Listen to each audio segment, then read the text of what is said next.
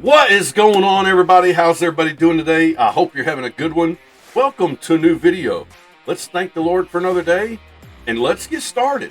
Today, I got some more Dragon's Dogma 2 for you. This game's so much fun, but it can be a challenge. So with that being said, I wanted to make a video with some tips and tricks that might help you along your path. And hey, I hope you like it. If you do, you know what to do, baby. Drop some thumbs, hit that like button. It would really help me out. And hey, come subscribe. Come join the Odie Nation. I'd love to have you guys. Peace out, baby. Yeah.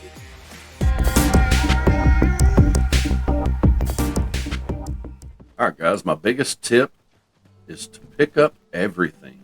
Loot everything.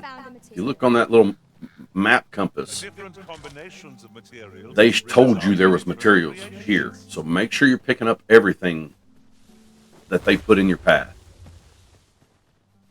Also, barrels and boxes are breakable and sometimes drop fruit, sometimes drop, I think I've had some crazy stuff drop, but make sure you're looking around. Every crook and corner, you can bust stuff, everything. Pick everything up. Look, there's 150 gold. All right, now this house is another tip I want to give you. For example, you'll come across a lot of buildings and stuff that you can't open from this side. Now, if you go to the what's up, woman? If you go to the back side, there's a window. If you look through the window, you can see that door latch. You can get rid of that latch. You can open the door. Now, there are different skills you can use here. Archer's probably the best because they can just shoot it down, manually aim. But there are skills that other vocations can use. Like for me, I can use high trigger, and I can unlock that door right there. I just broke that door latch. Now, the door's open, and you can loot inside here.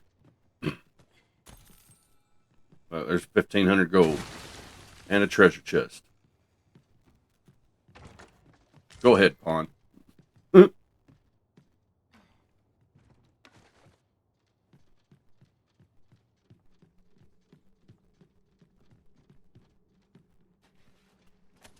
Don't forget your light. But this game is very key on exploration, so make sure you're looking around. Check every crook and cranny of every building, every town, every cave. Don't leave nothing unexplored.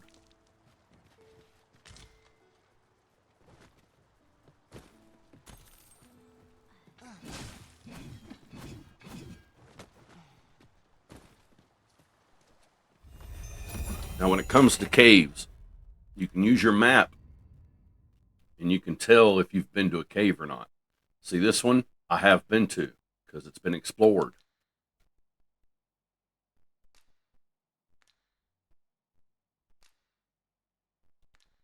All right. This one, for example, has nothing on the map because I have not explored it. So that's how you can tell if you've been to a cave or not using your map. And the reason I say pick up everything is because you never know when you're going to need something. I'd always suggest every time you get to a spot where you can use your storage, which is at a rest inn or one of your houses you can buy, always deposit everything.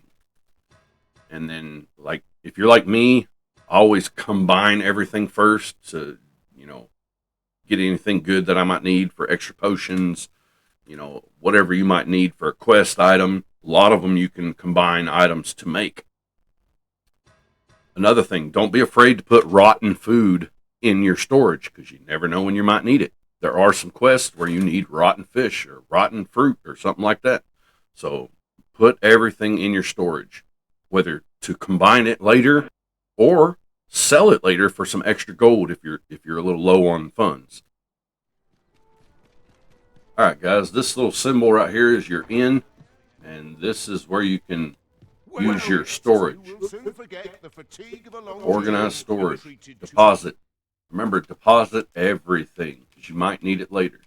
If you're not combining right now, then I suggest you just put everything in storage.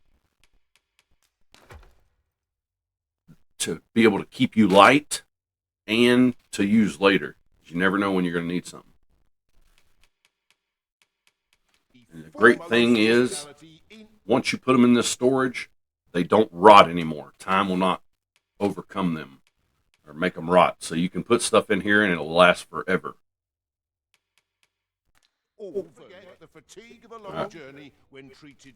Also, when it comes to fruit, like certain fruit will sell at different prices depending on where you are. For example, apples and grapes, they're really, really cheap in Vermont or Burnworth. You can get them for like 50 each or something like that. But if you take them to Bethal, they're like 350 each. So keep stuff and then sell it once you get to the region where it's rare. And the same goes for your valuables, which are your jasper, onyx, and tigerite. And these actually tell you on them. Scarcely seen in Bethal, so that's where you need to sell it. Scarcely seen in Vermont, so that's where you need to sell it. Same with this one. The elves will buy this for a whole lot more than if you sell it anywhere else. All right, another thing. Take care of your pawns. Your pawns are so helpful, so amazing. So make sure you're upgrading their gear, especially your main pawn. You definitely want to upgrade your main pawn's gear. Looks like we got that stronger and had to put it on yet. But all right. Make sure you're taking care of your pawn's gear. For example, the 2 spare pawns you get, which is other people's pawns. Early game, don't be afraid to upgrade equipment on these guys. Yeah, you lose that equipment, but most of the equipment, it ain't worth keeping anyway. And if you got an upgrade for one of your pawns, you might as well throw it on there. Help you out a little bit. For example, like if I had a better ring I wanted to put on this chick from what her player built for her, or what her player's playing with, you can change the ring. You'll lose it, but you can still change it to better your play style. So don't be afraid to do that. Obviously, don't give away your better equipment, but very early game, it highly behooves you to help out your pawns with equipment. This ladder looks sturdy enough to climb. After you. All right, if you ever get, to where your pawns are telling you something like that, you can, like, for the longest, they would tell me something like, hey, there's a ladder, or hey, there's a treasure. Well, sometimes you can hit go towards that NPC or your pawn, and they will take you to it. Other times, like for this example, she said there was a ladder nearby. Well, instead of, lollygagging, looking around trying to find it, look at your map. There's an exclamation point there now. That's what she was just referencing. And it would be that ladder at the top right there. So pay attention to what your pawns are saying. They can help you more than you know. Pawns are very important. Would you care to behold a forgotten rift stone as yet undiscovered in this All world? right, for example, great tip. Your pawns will lead you to stuff that they have found in other playthroughs. I can guide you there, if you wish. And they will guide you to stuff you have not found. I'll be sure to keep that in mind. We've arrived, I see. That's a relief. They will lead you to important stuff on the map. And guys, if you're having weight trouble or, trouble with your inventory, make sure you're using your pawns to distribute the weight.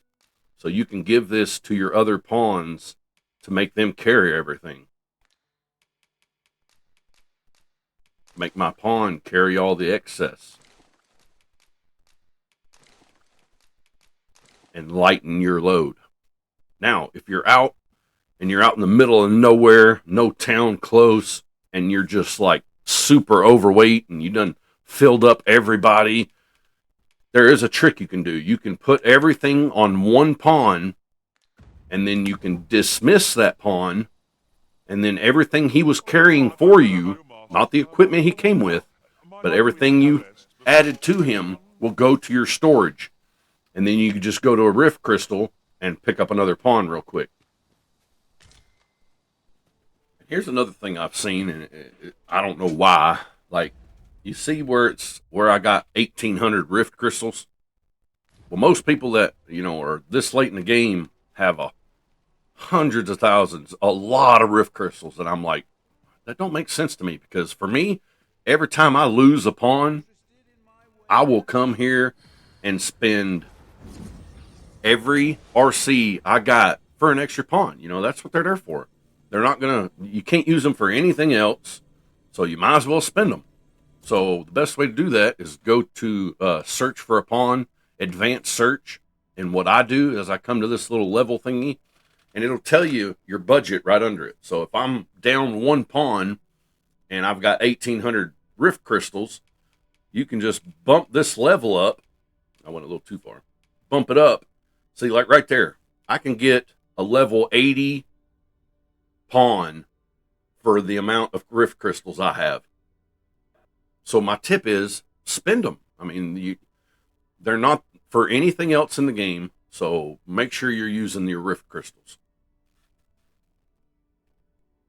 Now, for example, if I lost both my pawns and I needed 2 pawns and only had 1,800 crystals, then all you do is drop this down till, I'd say that one right there. You can get 2 level 77s for 752 each and have 2 higher level pawns for the amount of rift crystals you have. So do not let your rift crystals just go to waste by them just, accumulating. Use them. Use them for some better pawns, help you out in the long run by far. Because the pawns are amazing. The right team, and you will have no trouble in this game.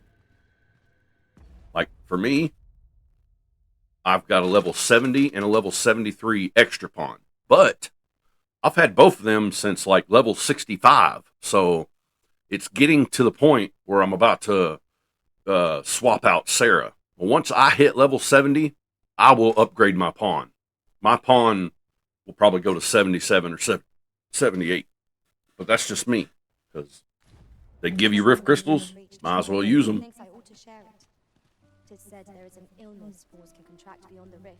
That illness is the dragon's plague, which brings you to another tip. Always keep track, always look at their eyes, especially if you're doing a lot of dragon farming and such. Every run you do, you want to set these pawns, you hit wait, and then you can back up and you can check their eyes to make sure they ain't starting to glow or starting, make sure they didn't get infected by the dragons. And it's all in the eyeballs, guys. It's all in the eyeballs. Pay attention to the eyes.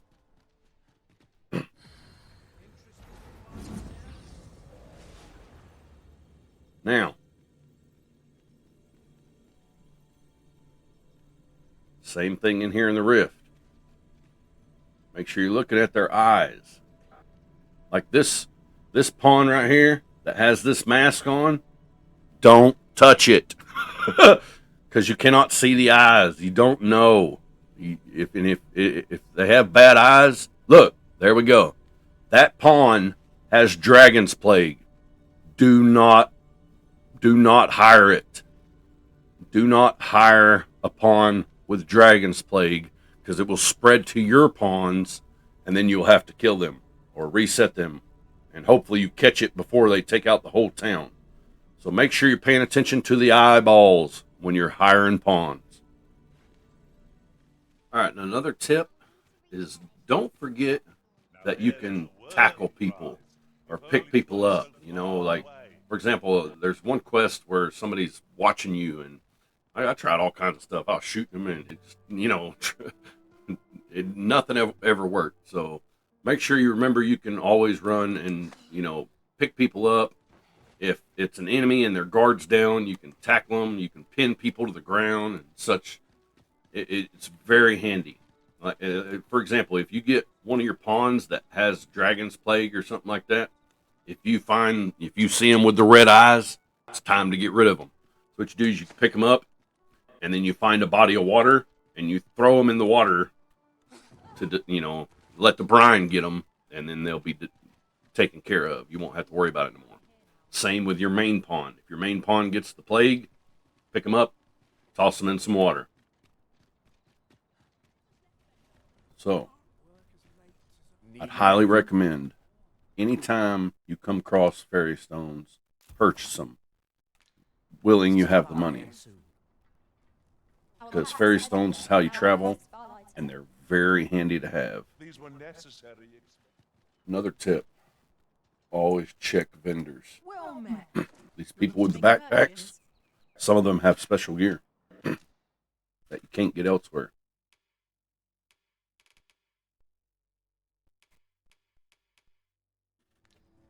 When it comes to enhancing gear, make sure you enhance your gear for whatever play style you're going for. You know, like if you're a mage, then the elves are probably your best bet when it comes to upgrading gear. But when it comes to a fighter, your best is probably going to be Dwarven or Bathali. So make sure you're paying attention to where you upgrade your gear. Now, all right, so another tip. When it comes to enhancing your gear, if you go to enhance something, let's do this. All right, for example, if you go to enhance this, it takes Eldrasight. For Bathali, if you don't have Eldrasight, check with another, like, how to say that? If you don't have the enhancement materials you need, every enhancement is different when it comes to the materials you'll have to have. For example, if you ain't got the materials to make it, to enhance Bathali, check your other enhancements. They're different. Each enhancement's different. For the other one, it needed Eldrasight by itself. Well, this one needs Eldrasight and Pointed Fangs. Well, so let's say you didn't have a Pointed Fang. You could still go and upgrade it in the Bathali area because it only needs Eldrasight. So depending on the upgrade, there are different materials needed. So, always check that. Like if you're really wanting to upgrade something, but you don't have the material, check the other upgrade. Check the other blacksmiths. They might require a different material, even though it might not be the upgrade you want. All right, another tip I can't stress enough. If you go to upgrade your gear, and let's upgrade that. All right, let's say you only have one cinnamon bark, and it needs it. If you only have one of the materials, I'd highly suggest do not use it yet. For example, if I had one cinnamon bark and it was my last one, I'm not going to use it to enhance gear. I would highly suggest you take it to Checkpoint Rest Town right here. And then you take it to this guy right here, and he will forge items for you. So all right, guys, I wanted to show you a little tip, one of the best tips I can give you when it comes to getting the materials you need to upgrade your weapons and gear. So here's what I'd do if I was you. If you get one of the items, that's all you need. But that means if you go to upgrade something and it costs something that you only have one of, don't do it. Bring it here to Rest Point Checktown and make forgeries of it. That way you've got what you need. Okay, let's start with the Eldrasight. Request forgery. Leave. So for $14.40, I get a piece of Eldrasight. There was times in this game when I'd have gave $50,000 for a piece.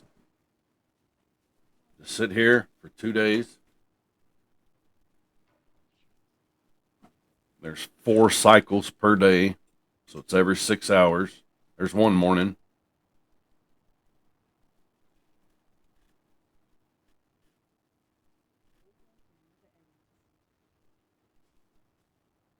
There's the next morning. You can just do this to get extra parts. There you go. Now we've got 2. And it does not separate them. So it doesn't have a separate stack that says counterfeit or anything. They're just there, and you can use them for upgrading, which is very handy. I'm going to make about 4 of each of these.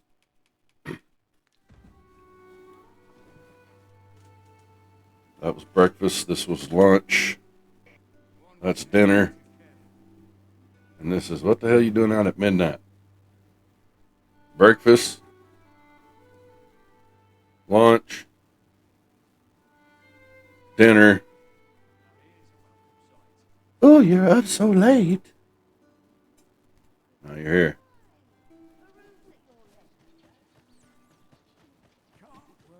Well, comes be a liar, then buy something. It's that easy. Hope to see you again. Now we have 3. After we've done what we wanted to do, we didn't have the money to do some of these, but I did get everything we need to finish our upgrades, which was whaling crystals and some of these black freakish mains and some sunstone. We found 3 of them. I think we only need 1, so we're going to go with it. Tip: if you look at the griffins when they're flying by, they will come to you. Like if they're flying around in the sky and just flying by, if you look at it and eyeball it while it's flying through the sky, it will turn and come to you and try to fight you.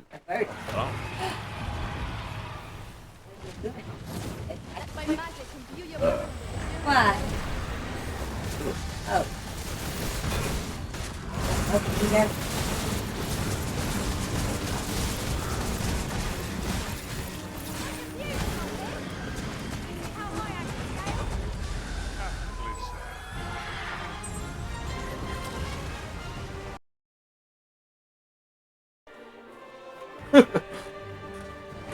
And guys, that little griffin fight right there,